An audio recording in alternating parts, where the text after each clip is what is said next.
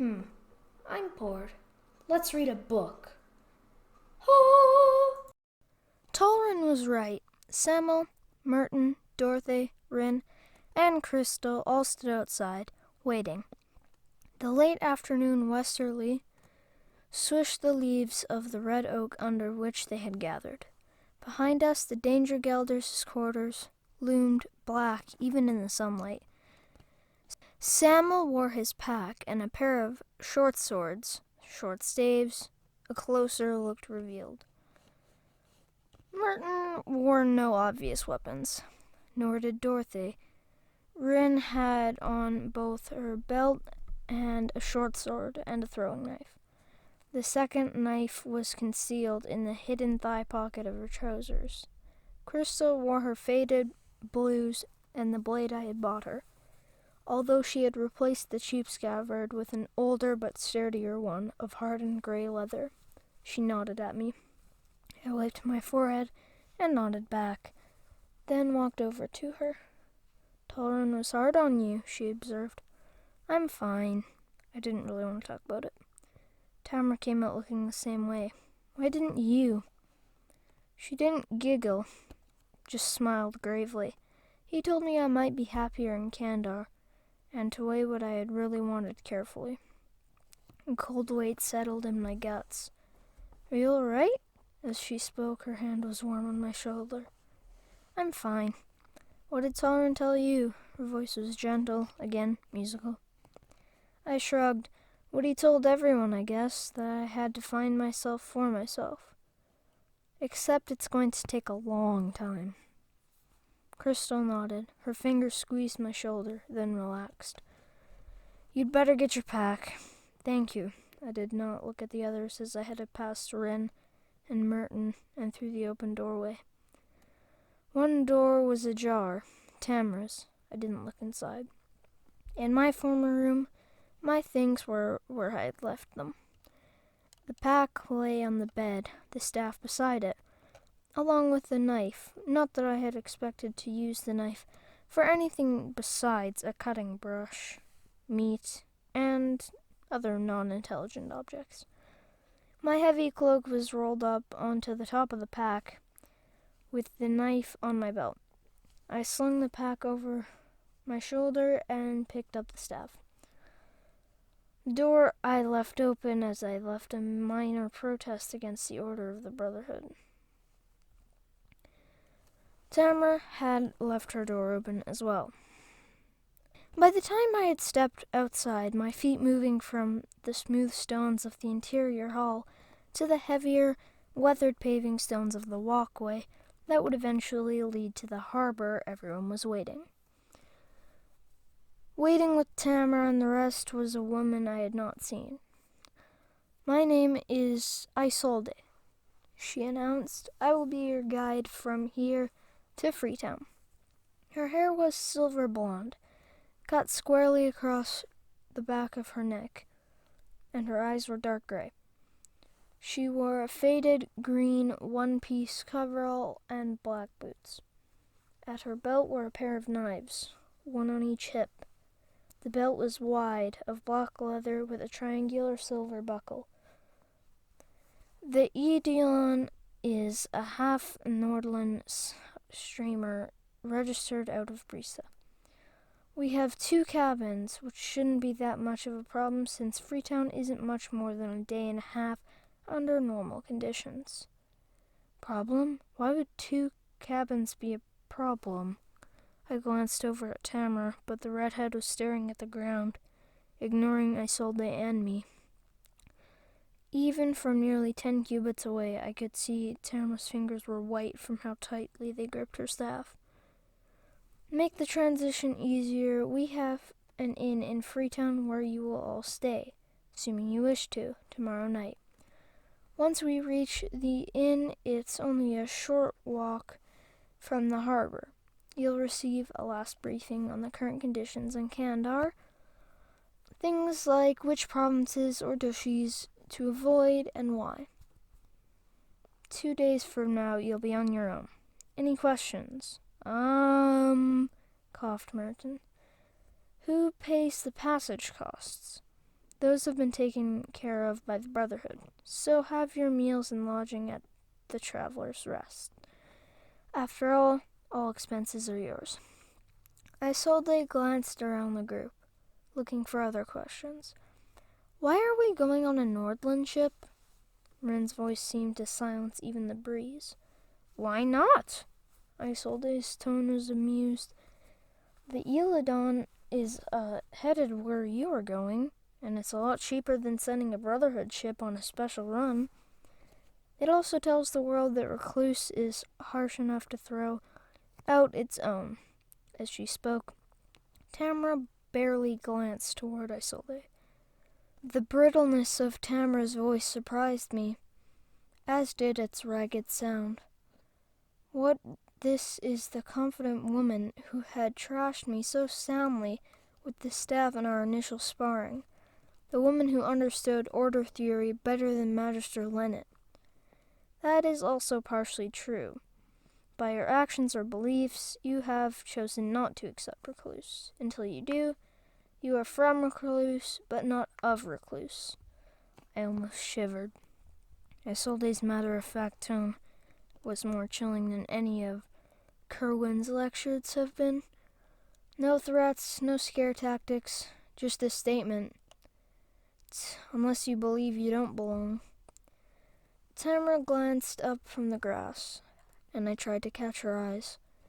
No wonder she was upset. All the excellence in the world didn't matter, only what she couldn't bring herself to accept. The redhead looked away, back toward the harbor. If there are no other questions, let's be on our way. Slinging my pack onto both shoulders, I straightened, ready to leave. Samuel and Dorothy stood on each side of Isolde. Merton picked up his pack. Without another word, Isolde left, leading us straight down the main walkway, straight through a market square largely deserted except for a pie vendor who was closing up, and a sailor from somewhere stretched out on a table, sleeping. The Eidolon moored at Pier Number 1, the one closest to the sea, carried a one square-rigged mast and whatever they called a sloop's mast.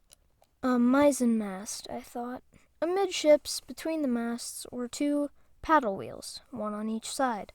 A black stack, slashed with diagonal green stripe, ran up between the masts as well. The sails were furled on the masts. "Hello, the Eidolon," called Isolde. "Hello, the pier," the tall blond man waved vaguely. Isolde didn't bother to call again, but walked up the steeply inclined gangplank, leaving us to follow. I followed right after her. Waiting wouldn't solve anything. "Stand right over there," ordered our guide, pointing to a clear space of deck to the right of where the ship's officer waited. I followed her directions and positioned myself by the railing.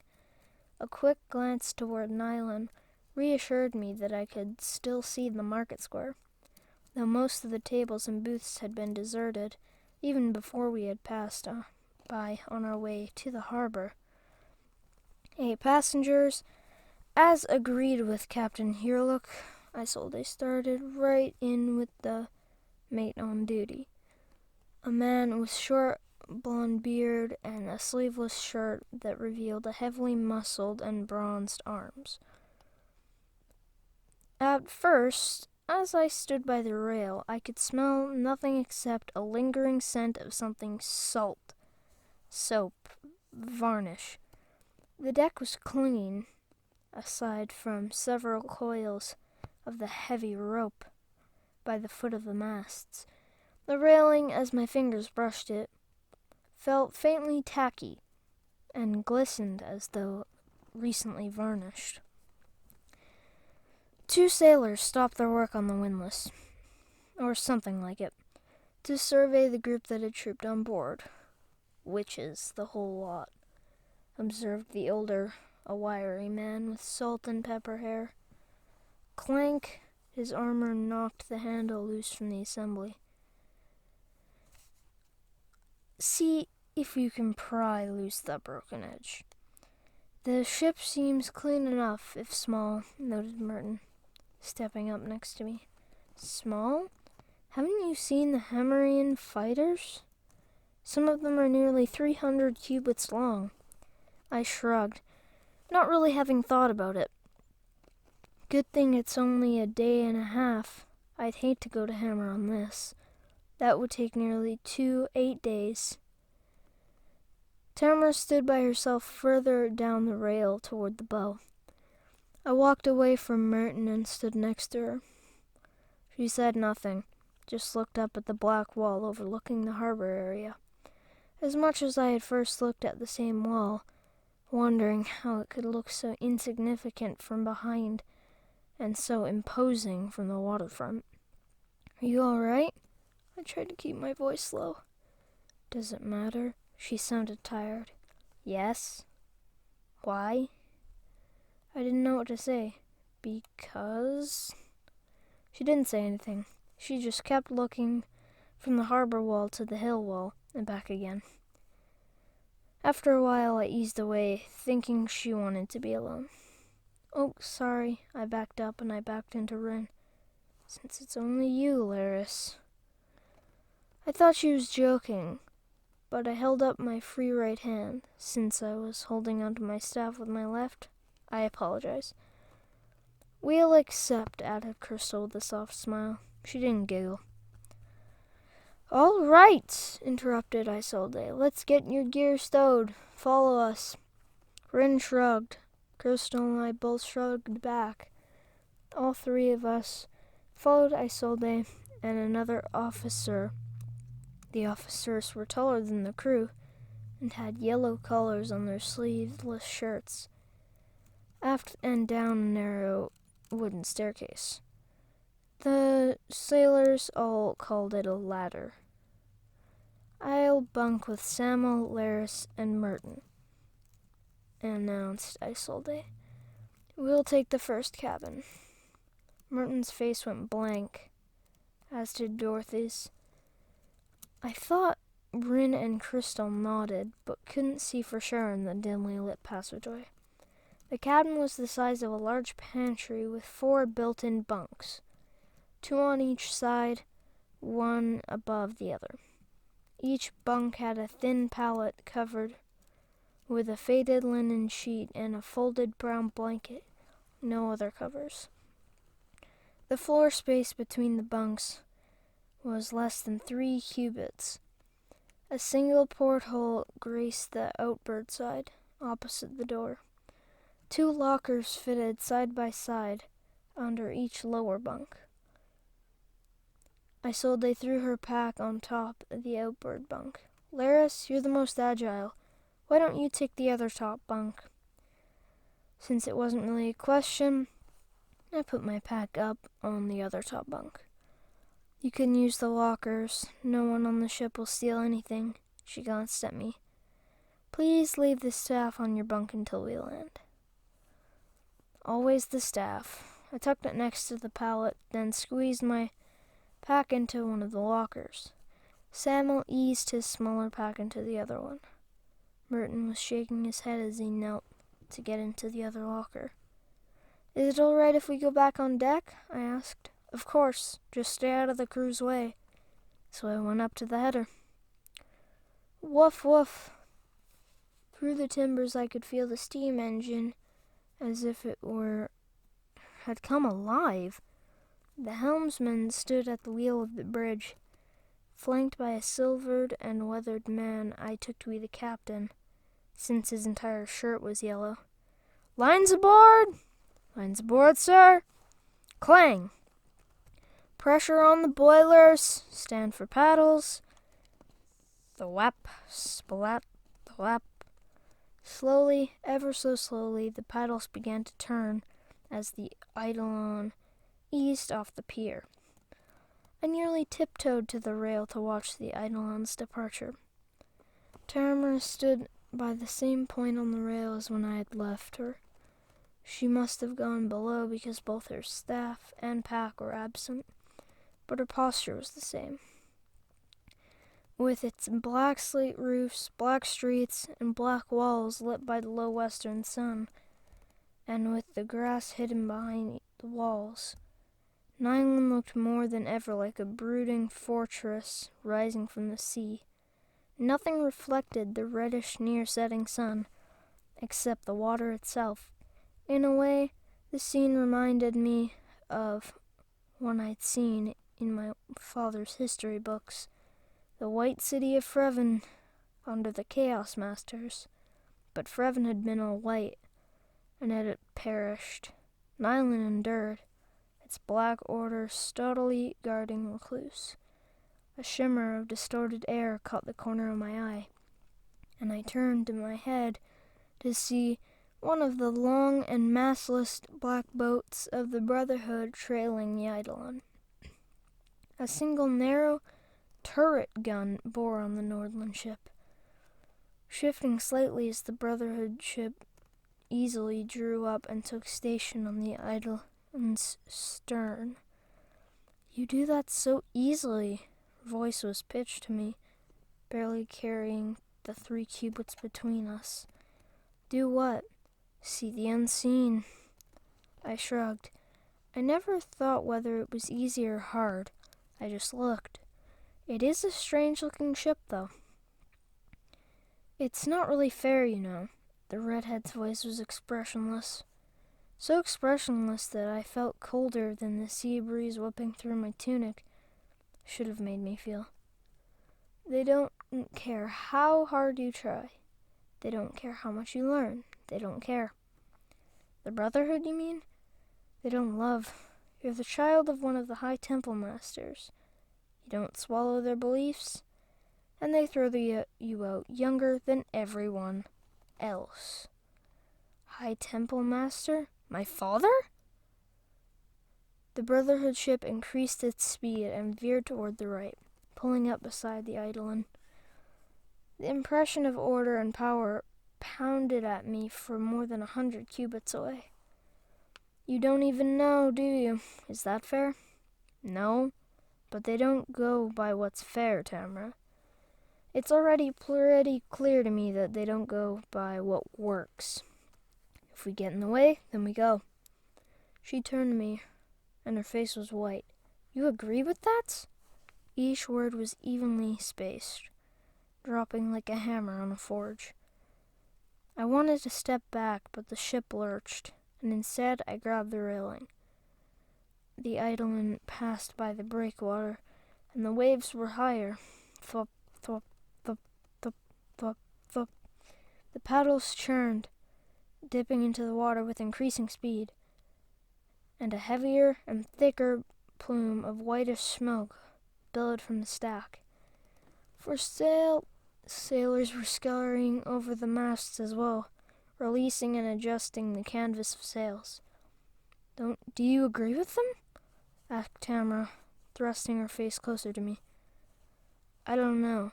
Can I do anything?" "Yes, just leave me alone." As I stood there, she emptied the contents of her guts over the side. I danced away since I was downwind and didn't have that much in the way of spare clothes. Tamara was too busy churning her stomach inside out to demand answers to any more psychological questions. So I walked toward the bow and watched the black ship heading north, moving at a speed that seemed unbelievable. No paddles, no sails, just a wake, and a thin trail of black smoke. No one even saw it, except 2 of us, and Tamara was too sick to care. From waves that were scarcely 2 cubits high. Off the bow, the sun dropped toward the now black waters of the Gulf. Thwap, splat, thwap. The paddles dipped, and the Eidolon rolled, and we were all carried, cubit by cubit, rod by rod, K by K, toward Kandar. I saw they stood on the rear of the bridge, tactically ignored, while Merton shuffled the cards under a swinging lantern, and Tamara clutched a rail, still tacky from varnish. I just watched the white foam spill from the wave crests. Thanks for watching. If you enjoyed this, please like, comment, and subscribe, and turn on notifications so you never miss out on any of these videos. See y'all in the next one. Goodbye!